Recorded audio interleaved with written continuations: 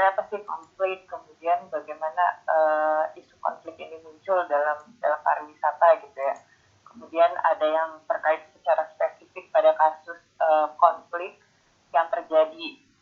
pariwisata yang terjadi di satu negara gitu. Kemudian bagaimana para aktornya ini saling berusaha untuk memahami dan membangun satu solusi untuk menyelesaikan persoalan konflik tersebut. Kemudian ada satu artikel yang mengenai global footprint, gitu. Bagaimana kemudian ini menjadi persoalan konflik bagi banyak negara. Ternyata aktivitas pariwisata itu tidak hanya berdampak kepada satu wilayah secara spesifik, tapi ini bisa memunculkan konflik dengan negara-negara lain gitu, yang kemudian menjadi terlintas akibat adanya pariwisata itu sendiri.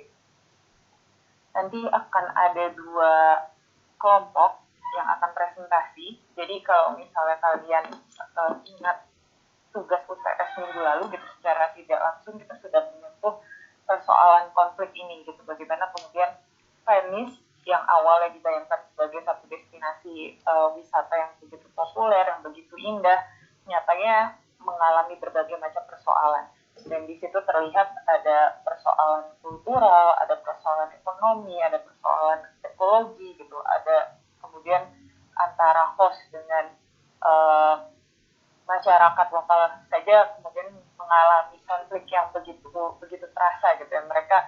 Mereka terlibat dalam satu aktivitas yang terus menerus membuat masyarakat lokal itu merasa tersisihkan.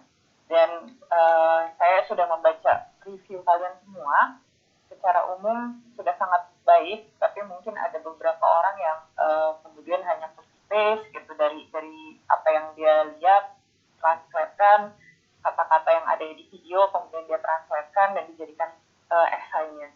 Nah, untuk mereka yang melakukan ini, saran saya hentikan hal tersebut. Sebenarnya kalau tugasnya saya ataupun review itu, kalian diharapkan untuk mengemukakan pendapat kalian terkait dengan apa topik bahasan apa yang menjadi tugasnya seperti itu. Jadi beberapa sudah melakukan sangat baik sekali, bahkan ada yang saya sampai berikan nilai paling tinggi gitu ya. Itu terlihat bagaimana kesungguhannya ketika melihat film itu, ya bukan hanya melihat film menjabarkan apa yang kemudian disampaikan di film, tapi berusaha untuk engage gitu dalam persoalan itu. Bagaimana posisinya setiap subjek atau setiap diantara kalian itu melihat persoalannya. Bagaimana kemudian saya bisa merasakan ada yang sangat marah dengan persoalan yang terjadi, kemudian ada juga yang merasa kok bisa ya sampai seperti ini gitu. Ada kebingungan yang muncul dalam tulisannya. Nah, itu saya kategorikan sebagai hal-hal yang baik gitu ya, sebagai kemampuan kalian sudah berefleksi dengan baik, tidak hanya sekedar menonton, tapi kalian juga mengimplementasikan pembelajaran kita selama separuh semester gitu. Bagaimana kemudian persoalan kultural budaya itu jadi sesuatu yang sangat penting untuk memahami apa sih yang terjadi di satu destinasi wisata gitu. Itu bukan hanya persoalan ekonomi kemudian, tapi ada perubahan-perubahan kultural yang menjadi sangat relevan dan sangat mengkhawatirkan gitu ya dalam konteks perspektif budaya ini gitu. Jadi saya berterima kasih untuk mereka yang melakukan dengan sangat baik. Saya juga berterima kasih untuk kalian semua, reviewnya sangat menarik gitu. Tapi kemudian ini bisa jadi pembelajaran. Saya hanya mereview secara general, tapi untuk tugas-tugas kedepannya gitu dengan dosen yang lain kalian bisa menerapkannya. Jadi kalian memposisikan diri kalian bagaimana kalian berusaha memahami persoalan tersebut. Kira-kira itu aja. Ini saya baru menerima presentasi dan paper dari kelompoknya Adit. Yang kelompok satu lagi siapa lah?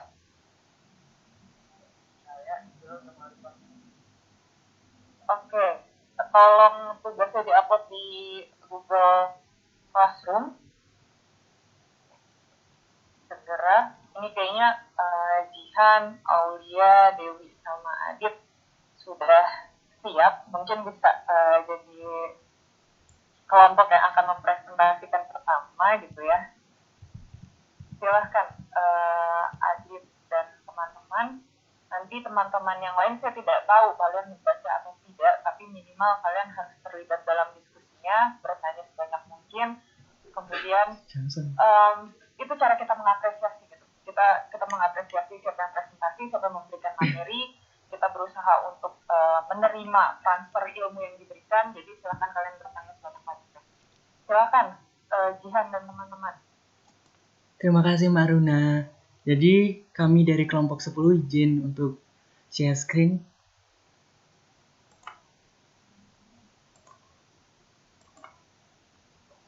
Apakah tampilan presentasi kami telah muncul di layar teman-teman? Sudah nih.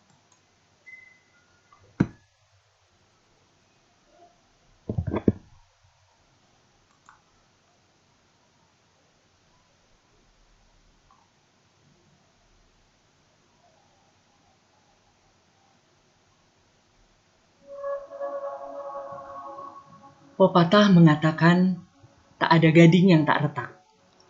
Begitu pula yang terjadi baru-baru ini dan masih hangat-hangatnya, yakni konflik politik Rusia dan Ukraina. Tentu ini menjadi pusat perhatian seluruh masyarakat dunia karena konflik ini berujung pada peperangan dan juga kekhawatiran menimbulkan banyak korban jiwa. Namun, bagaimana konflik Rusia-Ukraina ini berdampak pada sektor pariwisata masing-masing negara? Maka dari itu, pada kesempatan kali ini, kami dari kelompok 10 yang beranggotakan saya Iketut Aditya Prayoga, Jihan Fitri Husniah, Aulia Risma Oktaviani, dan juga Dewi Andini akan mempresentasikan materi terkait konflik dan pariwisata. Untuk memudahkan teman-teman memahami materi kami nantinya, berikut akan kami sampaikan peta konsep materi kami yang akan disampaikan oleh teman saya, Risma. Baik, terima kasih Adit. Agar lebih terang dalam pembahasan materi konflik dan pariwisata, yang pertama kami akan membahas mengenai konflik lingkungan akibat pariwisata. Yang kedua, ada konflik komunitas sosial akibat pariwisata. Dan yang terakhir, akan ada sedikit diskusi yang membahas dampak konflik politik bagi pariwisata. Sebelum membahas lebih jauh mengenai konflik dan pariwisata, kami akan mengajak teman-teman untuk ikut bermain kuis memori 100 nih. Nah, pertanyaannya adalah apa sih kata pertama yang terlintas di benak teman-teman ketika mendengar kata konflik? Teman-teman boleh langsung raise hand ya. Yuk kita main dulu pagi-pagi sebelum datang materi ya.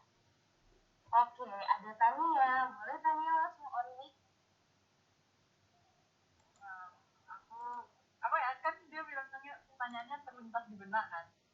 Aku lihat kata konflik langsung kepikirannya perpecahan. Oke, terima kasih. Terima kasih Tania. Kita kunci dulu jawabannya. Yuk, survei membuktikan apa nih? Seven. Masih kurang tepat ya Tania. Boleh teman-teman yang lain? Ini ada di chat ada Aul ya. Boleh Aul?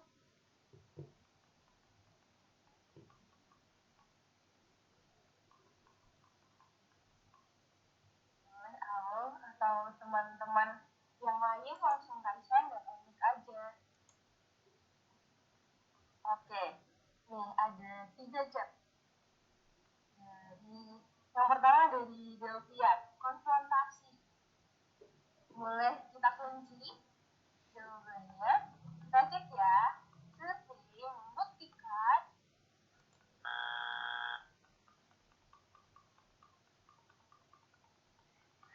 ayo nih. Sebenarnya masih belum tepat ya. Kalau awal nih ada masalah. Helena juga ada masalah. Boleh kita kunci. Waduh, rame nih. Boleh kita langsung buka dari yang nomor 1. Wah, rame banget. Boleh dari pertentangan atau masalah? Peperangan. Ada 38 poin. Nah, buat teman-teman yang jawab peperangan nih, boleh minta poin ke Mbak Runa ya. Terus ada permusuhan dengan poin 27.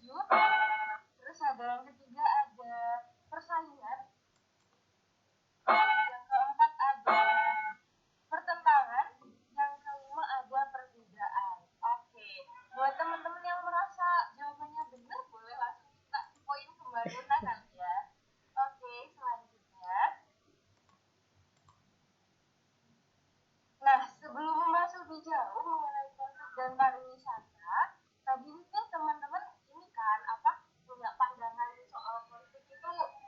banget.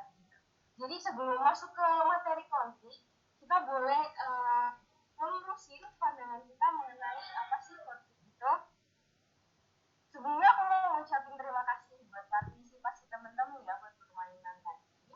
Nah, menurut Kamus Besar Bahasa Indonesia, konflik diartikan sebagai sebuah percekcokan, perselisihan maupun pertentangan. Kata konflik berasal dari bahasa Latin conflict yang memiliki arti memukul. Dan secara sosiologi, konflik dipahami sebagai sebuah proses sosial antara dua orang atau lebih. Ketika salah satu pihak berusaha untuk menyingkirkan pihak lain dengan cara menghancurkan mereka atau membuatnya tidak berdaya dengan cara melontarkan, mengancam, dan kekerasan. Biasanya, konflik muncul di latar belakangi dengan adanya perbedaan pada sebuah individu ataupun kelompok. Pada akhirnya, konflik seringkali berakhir menjadi bentuk kekerasan. Dan dalam pembahasan ini, akan lebih lanjut dijelaskan mengenai hubungan antara konflik dengan pariwisata. Materi selanjutnya akan dijelaskan oleh teman saya. Terima kasih Risma sebelumnya.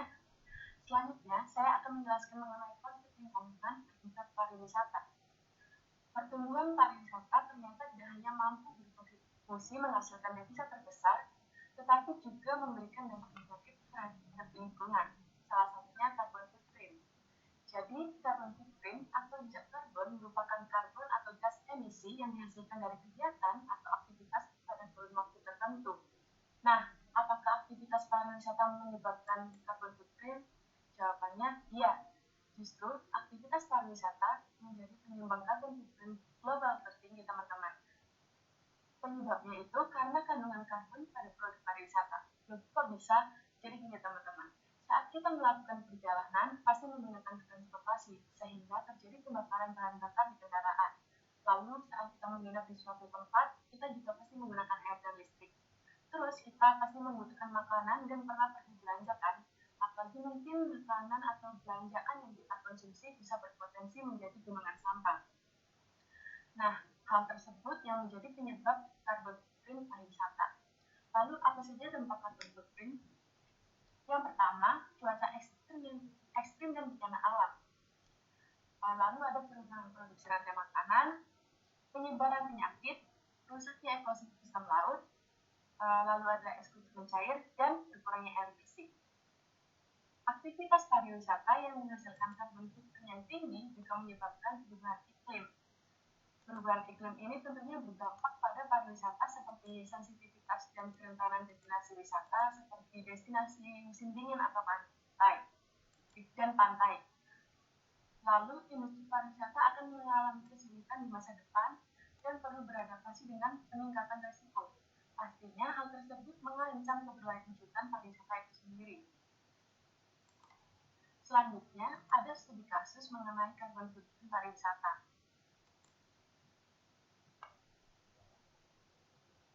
Pertumbuhan pengeluaran wisatawan dari tahun 2019 hingga 2013 meningkat sebanyak 2,2 US dollar. Hal tersebut ternyata juga meningkatkan juga carbon footprint yang dihasilkan dari aktivitas pariwisata pada periode yang sama dari 3,9 menjadi 4,5.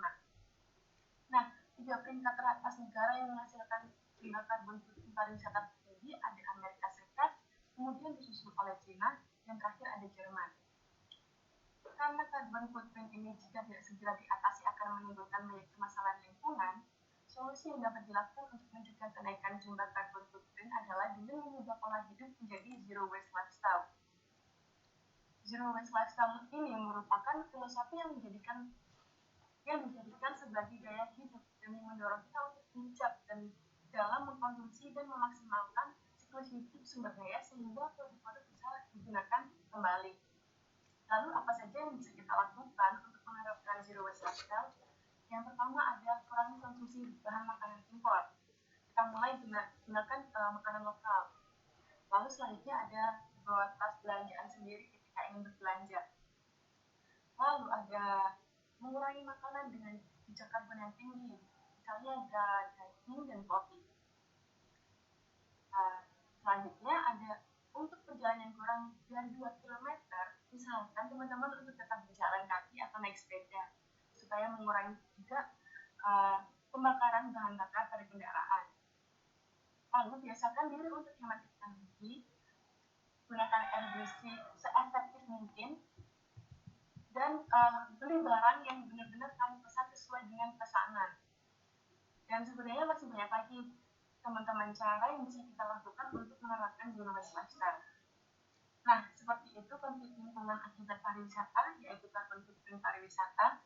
Selanjutnya akan ada pemaparan mengenai konflik sosial akibat pariwisata yang akan dibawakan oleh saya, Adit. Adit, dipersilakan. Terima kasih, Jihan. Sekarang saya akan membahas terkait konflik komunitas sosial dari dampak pariwisata. Pembangunan pariwisata di suatu daerah sangat mempengaruhi konflik sosial yang terjadi karena banyak masuknya sub-sub kelompok baru dari kehidupan sosial membuat lebih banyak interaksi sosial sehingga membuat peluang terjadinya konflik sosial makin meningkat. Selain itu, pengambilan keputusan oleh siapa yang memegang kekuasaan sangat mempengaruhi konflik terjadi. Pemerintah maupun pemangku kebijakan dapat menjadi penentu bagaimana maupun hasil dari kebijakan tersebut baik buruknya bagi komunitas sosial. Adapun faktor-faktor yang mempengaruhi konflik antara industri pariwisata dan masyarakat tuan rumah adalah yang pertama yakni sifat dan tingkat komodifikasi budaya tuan rumah. Jadi semakin tinggi komodifikasi budaya yang dilakukan, semakin tinggi juga peluang terjadinya konflik sosial tersebut. Yang selanjutnya pemanfaatan sumber daya alam dan sumber daya budayanya. Dan yang terakhir yakni tingkat ketergantungan ekonomi masyarakat tuan rumah terhadap pariwisata. Lalu apa sih dampak dari adanya konflik sosial ini baik bagi pariwisata dan juga sosial itu sendiri? Yang pertama yaitu adanya pergeseran nilai-nilai sosial budaya karena demi mempertahankan pendapatan ekonomi. Selain itu juga adanya ketegangan masyarakat yang hingga mempengaruhi produk pariwisata dan juga kualitas layanan yang diberikan karena ada keinginan, ada pembagian fokus untuk menyelesaikan permasalahan pariwisata dan juga permasalahan dari konflik sosial tersebut. Lalu di sini kami menghadirkan studi kasus yang bisa dikatakan juga sama seperti studi kasus yang diberikan oleh kelompok minggu lalu, yakni terkait kasus permukiman di kawasan wisata Kanas, suku Tuva, dan Kazakhstan di Xinjiang, Cina. Jadi sebelum pariwisata menyerang suku Tuva di kawasan wisata Kansas, subkelompok yang ada di daerah tersebut hanya suku asli tersebut dan juga pemerintah lokal. Namun karena adanya pariwisata hadir subkelompok baru yakni pengusaha dan juga wisatawan itu sendiri. Karena praktik hidup nomaden dari suku Tuva terjadi di musim panas yang notabene musim tersebut adalah musim liburan. Mereka orang Tuva pada akhirnya banyak yang menyewakan rumah-rumah kepada pengusaha Kazakh. Tetapi penyewa Kazakh ini kemudian meniru budaya Tuva dan umumnya akan bertindak seolah-olah menjadi suku Tuva dan tuan rumah pada destinasi wisata tersebut. Sehingga di sini terjadi kekeliruan ataupun kehilangan nilai otentisitas dari komunitas sosial di mata wisatawan. Selanjutnya ada kegiatan pariwisata kotor yaitu promosi bohong. Lalu ada juga ketegangan antar komunitas baik itu penduduk lokal dengan lembaga administrasi bahkan ada antar wisatawan dengan pengusaha dan juga ada praktik-praktik korupsi dalam pengembangan kebijakan pariwisata di Cina khususnya.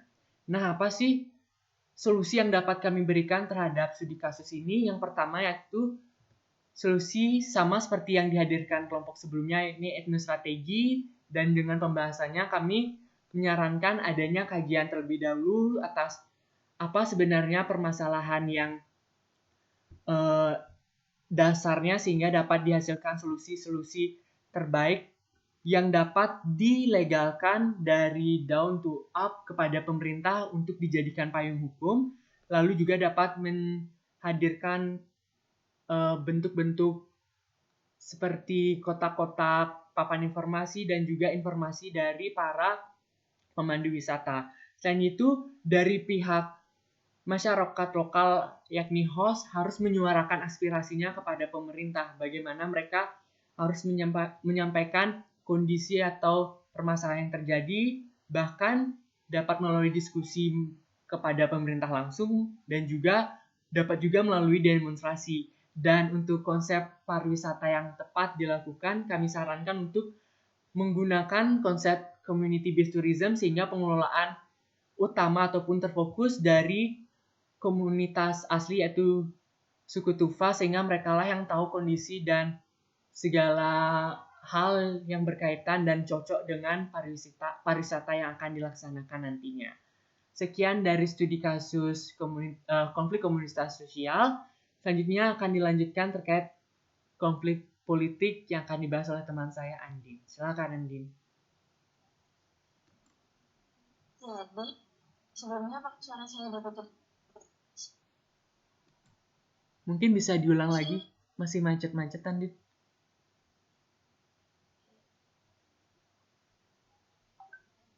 di sini saya akan menjelaskan tentang konflik politik bagi pariwisata.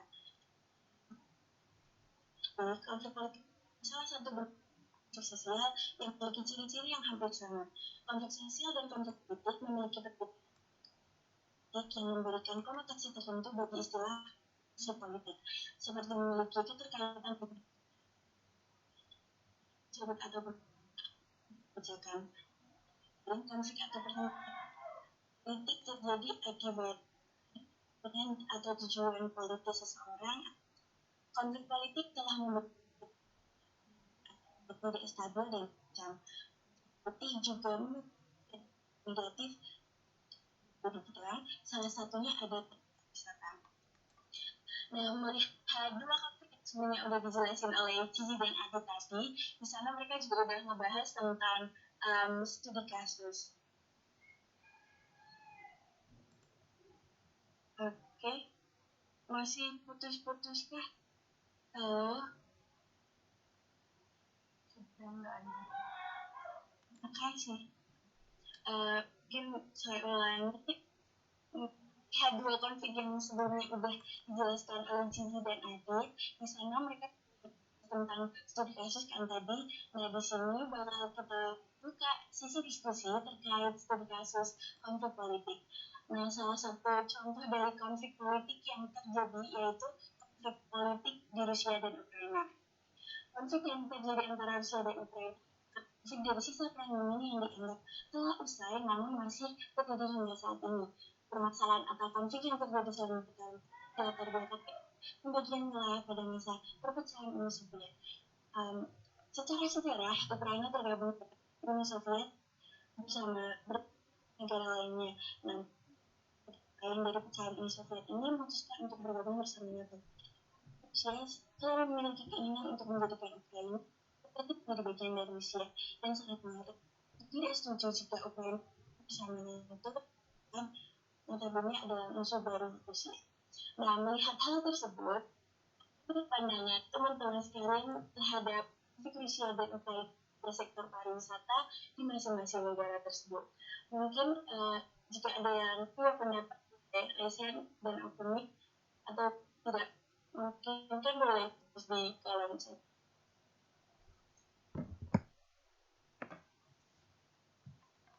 Oke, boleh buat teman-teman yang masih pendapat langsung resen dan on-mic ya.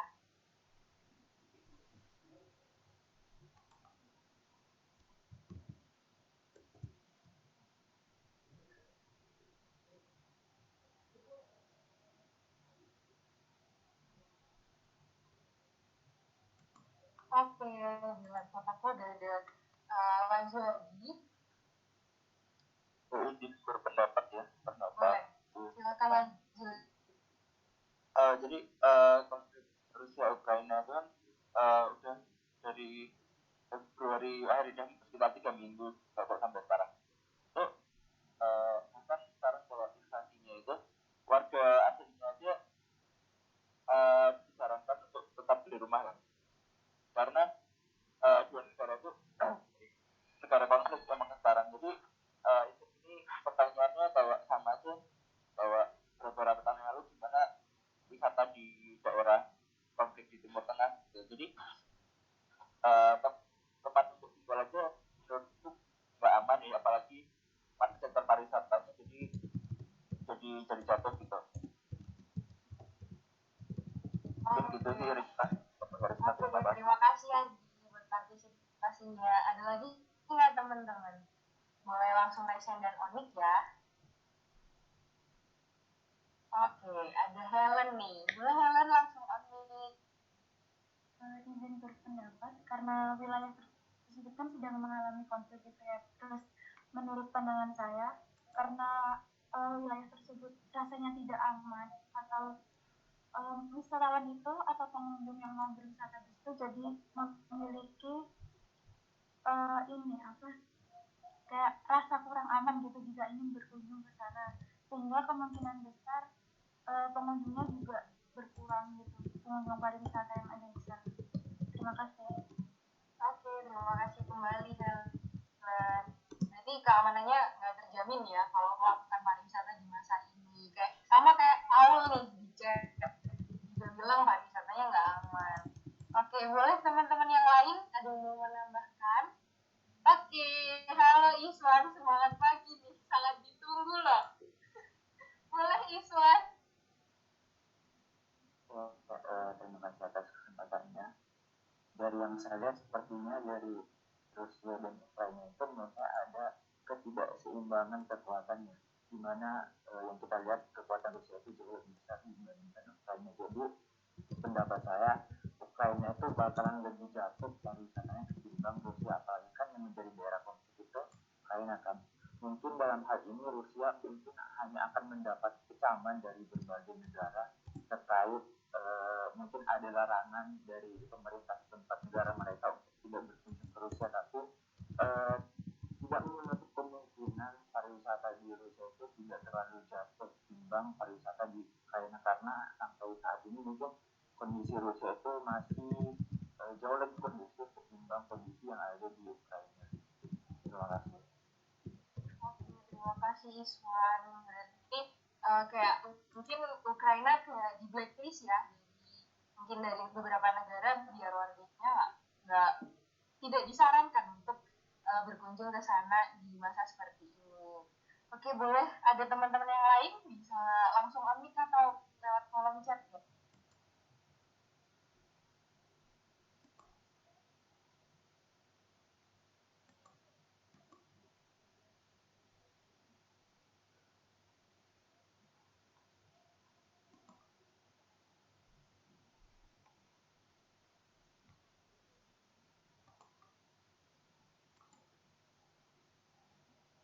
Apakah ada yang lain?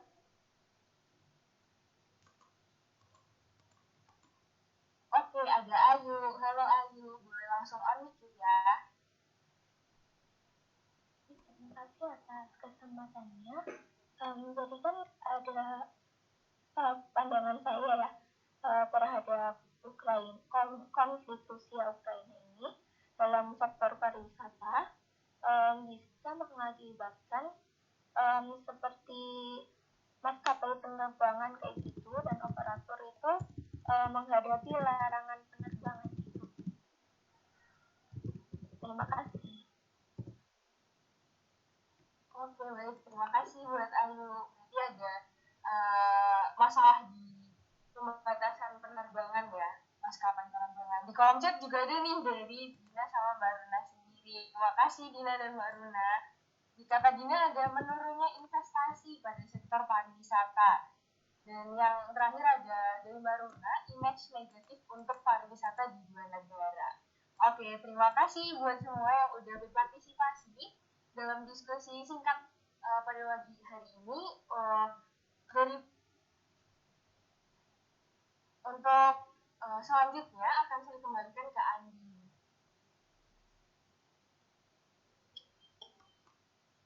Terima kasih. Setelah melihat seperti ada dari Rina, ada Iswan, ada Lazwati, dan teman-teman yang lainnya, dapat kita simpulkan bahwa konflik politik antara Rusia dan Ukraina telah membawa dampak bagi pariwisata, baik secara internal maupun eksternal. Dampak yang ditimbulkan karena invasi Rusia ke Ukraina telah memberikan dampak bagi dua negara tersebut.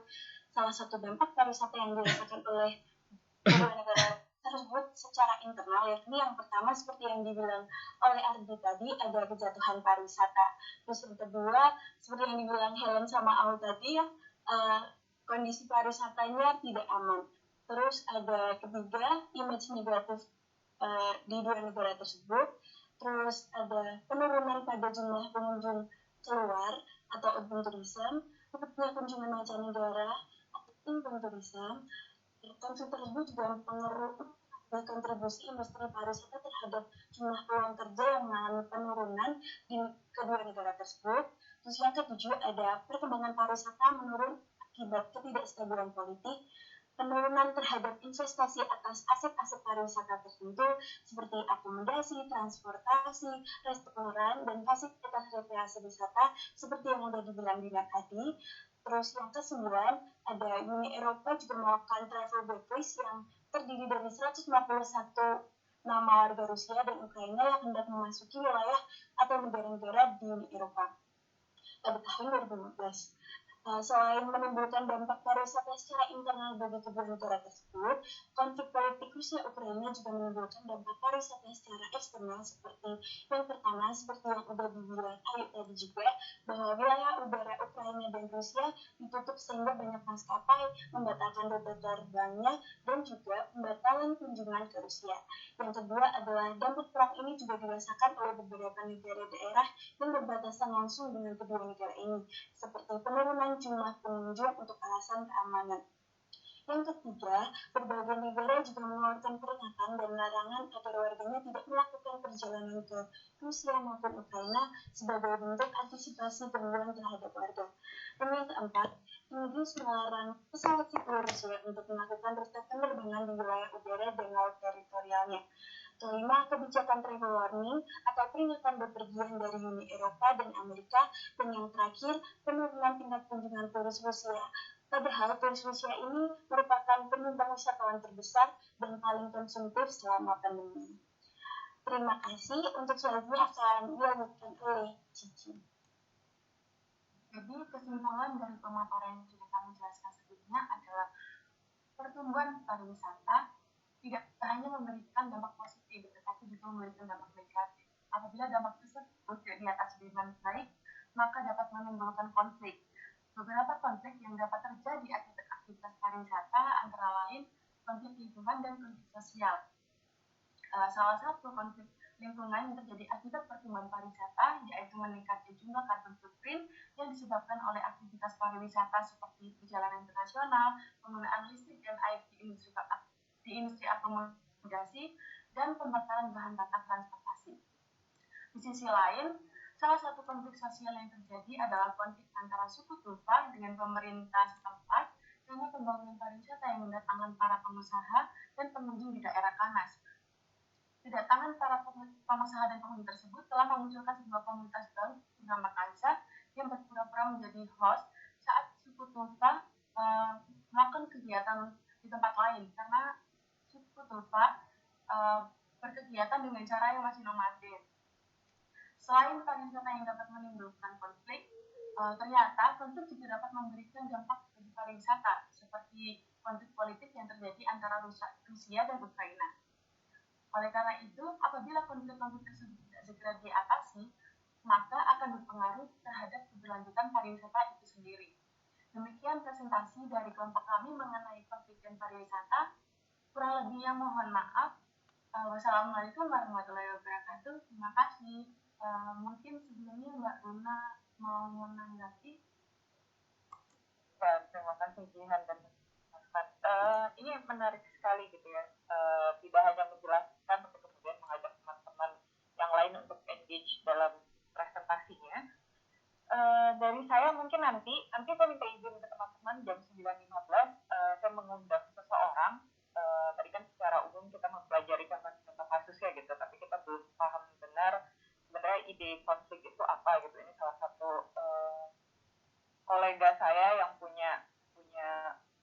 bisa dibilang dia ahli soal konflik gitu. Jadi nanti teman-teman silahkan menyiapkan diri untuk bertanya terkait dengan persoalan konflik. Kemudian saya tidak ada tambahan dulu. Silakan kalau ada teman-teman yang lain mau mengajukan pertanyaan ke postpasnya Jihan, Risma, Andin, dan Adit. Ada pertanyaan nggak?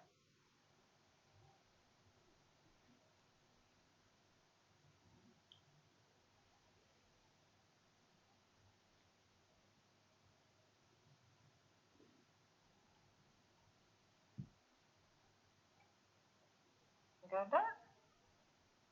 Ini topik yang menarik loh kalau menurut saya gitu ya, bagaimana kemudian sebenarnya konflik ini bukan sesuatu yang asing, sesuatu yang sangat dekat dengan kita. Kemudian bagaimana dalam kehidupan sehari-hari sekalipun gitu kita tidak jauh dari persoalan konflik. Ada yang mau ditanyakan nggak? Iswan, gimana Iswan? Sebelumnya saya sebelumnya suaranya agak putus. Izin bertanya, terima kasih atas kesempatannya mengenai studi kasus yang di Kana Sianjung Cina tadi itu kan adanya kedatangan para pengusaha dan wisatawan yang secara perlahan mengambil alih wilayah mereka yang berpura-pura menjadi seseorang sebagai host lah, katakanlah seperti yang dijelaskan oleh Adit dan Jian tadi. Nah, itu kan pasti sudah melalui ini asumsi saya ya, itu sudah melalui proses yang panjang termasuk dari perizinan dari pemerintahnya. Nah, karena udah ada perizinan dari pemerintahnya, misalnya berarti itu kan satu hal yang legal tuh. Misalnya, jadi itu bisa menjadi suatu landasan atau pegangan hukum dari pengusaha tersebut untuk tetap berada di wilayah tersebut. Nah, lalu solusi yang ditawarkan adalah community based tourism. Sedangkan itu adalah menurut saya yang sering diterapkan di desa-desa wisata. Nah, bagaimana caranya bisa diambil jalan tengahnya antara para pengusaha ini yang mungkin sudah mendapatkan ilmu dengan dari masyarakat lokalnya yang ingin hak-hak mereka tuh mereka dapatkan gitu. Terima kasih.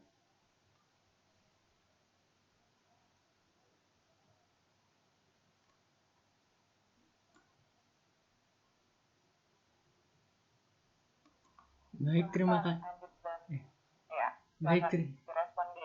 Baik, terima kasih atas pertanyaannya Iswan terkait adanya legalitas dari pemerintah kepada pengusaha-pengusaha Kazakh sendiri untuk membangun fasilitas-fasilitas untuk menjalankan kegiatan wisata seperti Tufa yang pada akhirnya kami berikan solusi terkait community based tourism yang pada dasarnya banyak dilaksanakan di desa-desa wisata. Kenapa kami merasa community based tourism ini tepat? Karena seperti yang kita ketahui, suku Tufa sendiri kan yang memiliki kebudayaan ataupun nilai-nilai sosial pada daerah-daerah tersebut. Jadi karena keautentisitasan tersebut dapat dibawa untuk pengembangan lebih lanjut bahwa ini loh suku Tufa yang asli, bukan dari pengusaha-pengusaha Kazakh yang bahkan dalam pengembangan pariwisatanya itu banyak sekali tindakan-tindakan kotor seperti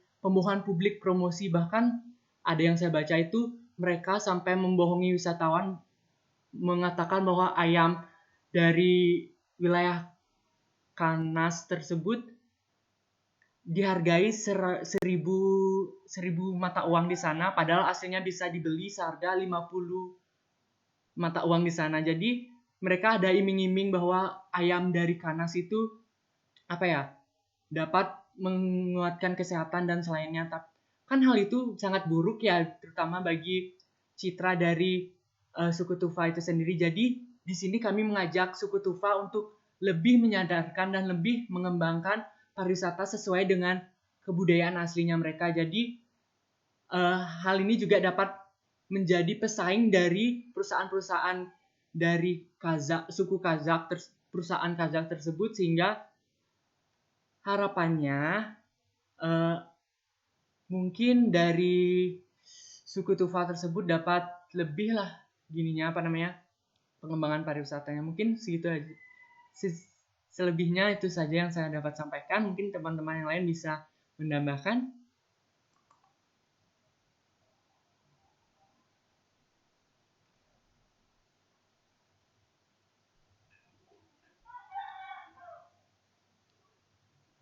Yang lain ada yang mau menambahkan?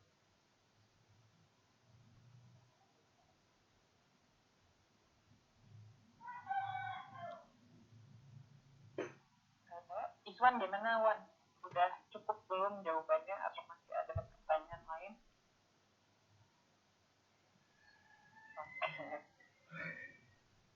Ya, terima kasih Adit. Ada pertanyaan yang lain nggak dari teman-teman? Ashila, gimana Ashila? Baik, apakah suara saya sudah terdengar? Sudah, silahkan.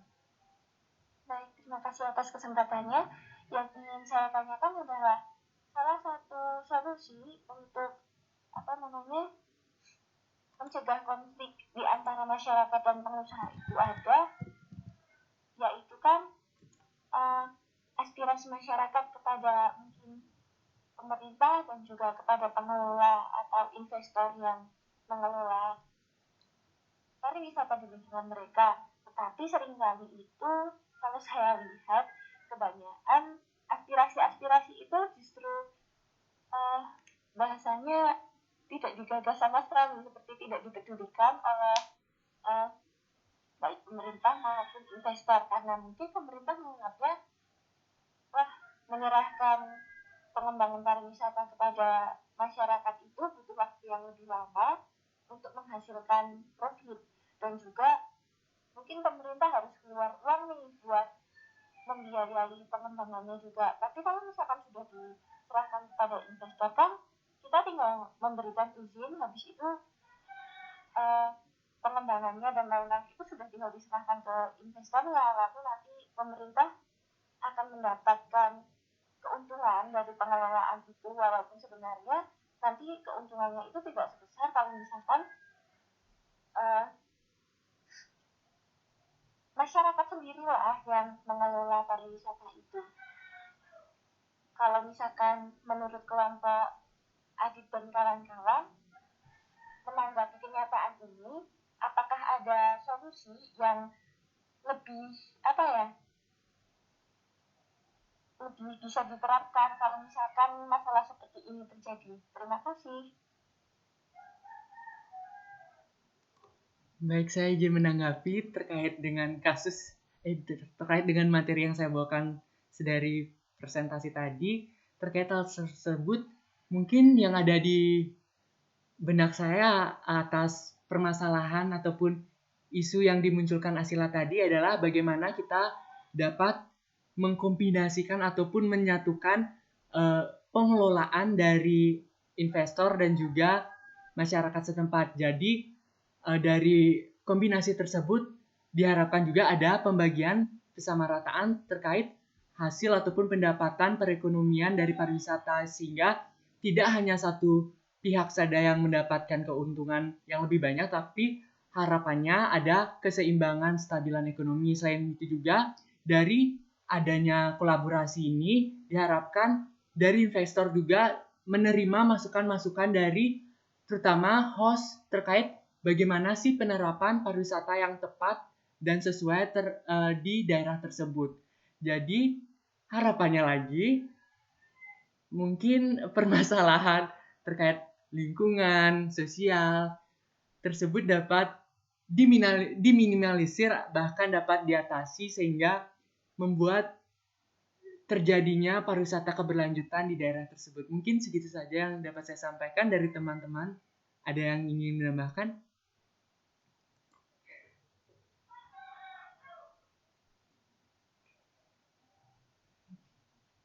Terima kasih Adit. Ini harapannya Adit bagus gitu ya. Mudah-mudahan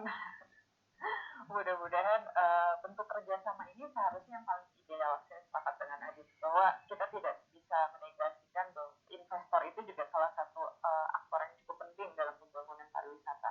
Tapi kemudian bagaimana pemerintah seharusnya punya kontrol yang lebih kuat dan keterlibatannya itu benar-benar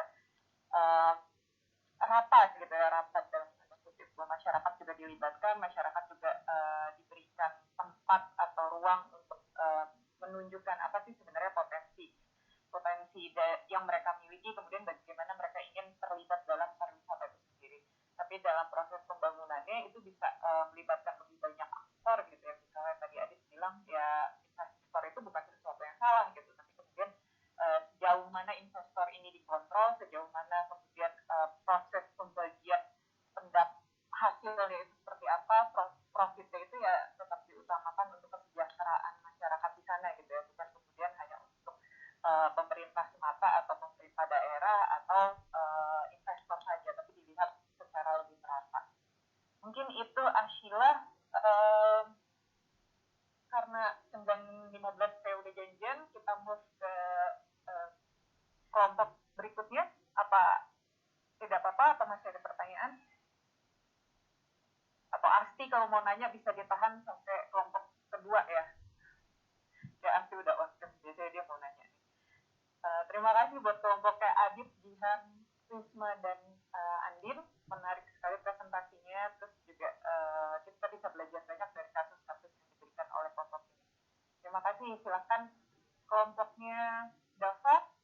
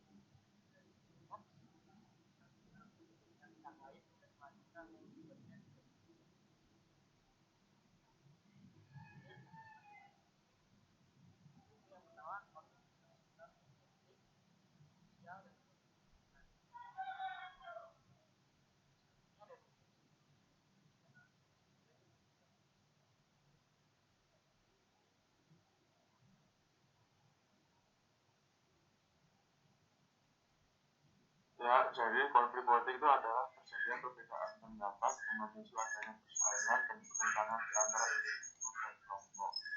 Ataupun organisasi sosial berpolitikan dalam upaya memperoleh maupun mempertahankan sumber-sumber dari besar atas kekuasaan yang dibuat dan dilaksanakan oleh pemerintah yang berkuasa. Nah, selanjutnya konflik sosial akan dijelaskan oleh Mas Rifat.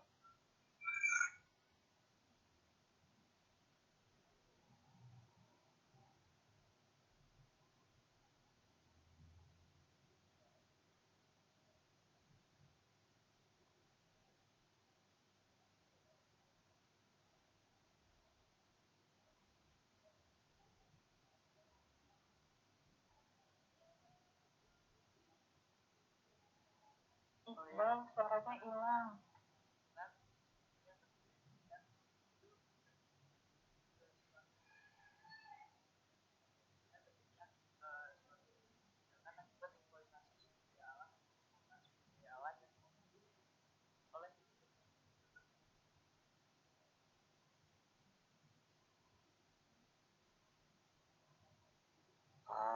Konflik sosial sendiri yaitu benturan kepentingan, nilai dan tujuan antara pemangku kepentingan. Misalnya konflik antara pemilik tanah dengan investor asing pengembang pariwisata, konflik antara komunitas etnis dengan pengusaha luar, dan konflik antara wisatawan dan penduduk lokal menuju terbatasnya sumber daya.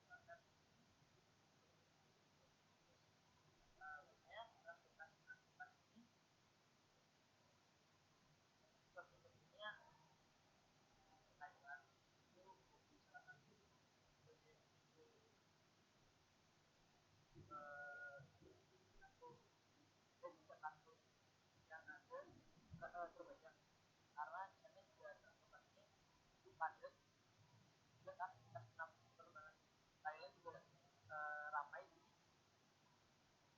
karbon ini. Terus selanjutnya ada dampak dari karbon semua dan wisata yang sebagian ada yang membantu buat panas seperti itu. Ya, selanjutnya ada jalan.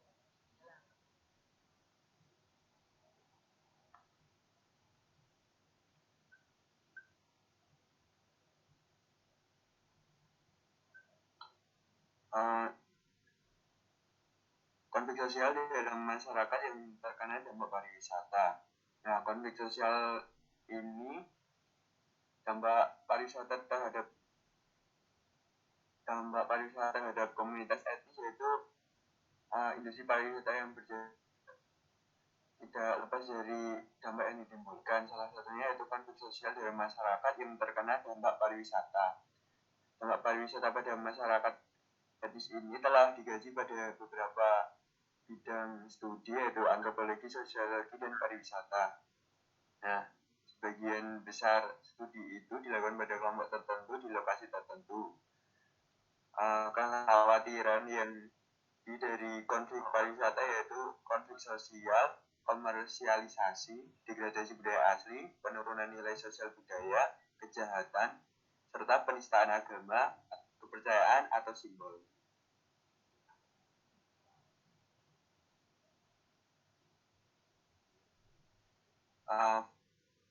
Faktor penentu dari dampak konflik yaitu sifat masyarakat, fleksibilitas atau ketahanan mereka terhadap perubahan, dan ketergantungan terhadap pariwisata dan keadaan ekonomi masyarakat.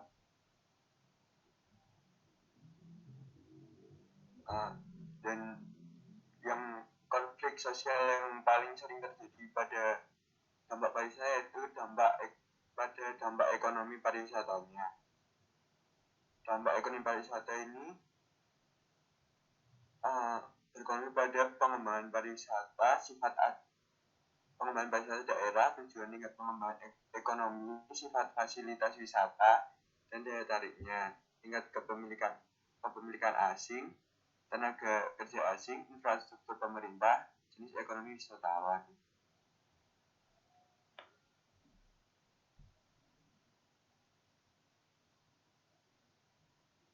Nah, jadi selanjutnya ini adalah tentang stabilitas politik dan pengaruhnya terhadap perkembangan pariwisata. Lanjut. Stabilan politik dipahami sebagai suatu kondisi di mana legitimasi politik, tatanan sosial, dan pemerintah ditantang berdefinisi hal dan Sullivan 1996. Sistem politik di sebuah negara harus dapat beradaptasi dengan berbagai masalah serta tantangan dan kembali stabil.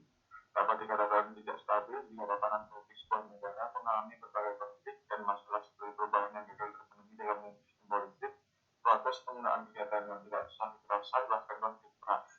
Jika kondisi politik sebuah negara stabil, maka akan berdampak pada pembangunan ekonomi dan industri pariwisata negara yang baik dan berkelanjutan. Lanjut. Ini salah satu dari adanya pengaruh dampak dari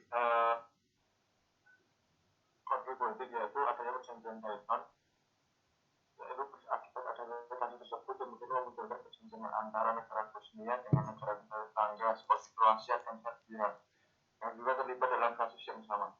Perjanjian tersebut dinamai perjanjian Dayton yang ditandatangani pada tanggal 11 Desember 1995. Perjanjian tersebut berisi tentang pembersihan etnis besar-besaran dan kemudian pembagian negara Bosnia dan Herzegovina ke dalam beberapa unit pemerintahan dengan batas-batas spasialnya sesuai dengan kebangsaan masing-masing. Tanggapan administrasi politik sosial politik terhadap kedudukan penduduk menentukan keberhasilan proses transisi dari perang menuju perdamaian. Perjanjian ini menjadikan sebuah negara ke dalam negara tingkat otoritas, 14 pemerintahan, dan banyak keputusan administratif. Akibatnya tidak adanya konsensus sehingga berimplikasi sangat signifikan terhadap pembangunan ekonomi dan berdampak pada pembangunan pariwisata. Ini juga berakibat pada ketertinggalan negara Bosnia dan Herzegovina dalam pembangunan industri pariwisatanya.